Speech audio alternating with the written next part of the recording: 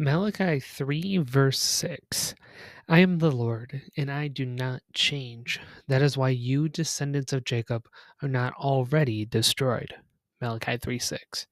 Now, today I'm starting a brand new series called Contradicting the Word. It's where I take two scriptures that seem at face value to contradict one another and to kind of investigate more into it and see if there is a true contradiction. And if so, how we can wrestle with it, or if not, to talk about what makes these so different. So I'm going to talk about Malachi 3:6 because I think it's the stronger of the two verses, in my opinion. But it's a contradiction. It appears to be a contradiction of Exodus 3:12, which says, "So the Lord changed his mind about the terrible disaster that he had threatened to bring his people." So it begged the question, is God unchanging? Well, I'll share with you here Malachi's part. You look at Moses' perspective later on when you read it. But God's unchanging nature is a source of comfort and assurance for us Christians. His promises and reminders are constant.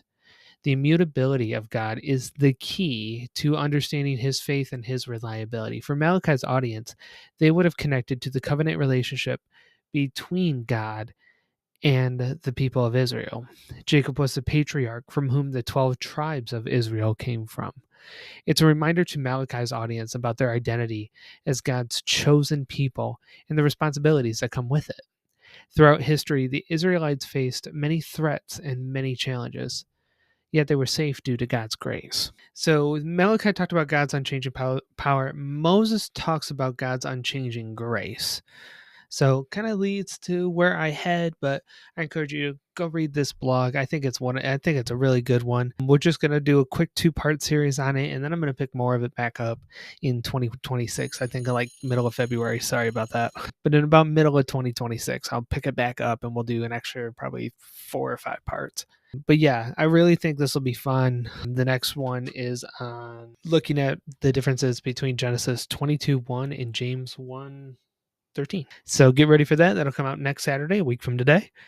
And yeah, so I apologize for this being all over the place, especially with all the noises. I'm usually better at that, but it's also late at the night and I am very sleepy.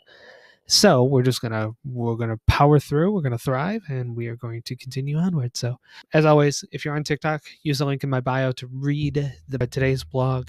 If you're on YouTube, check the link in the description below. Your reflection checkpoint, before I forget that, is how have you seen God remain stable in your life? How have you seen God remain stable? Let me know in the comments wherever you're watching, and I will catch you on Sunday with our weekly psalm reading. I believe we're finishing up Psalm 10. Until then, stay blessed.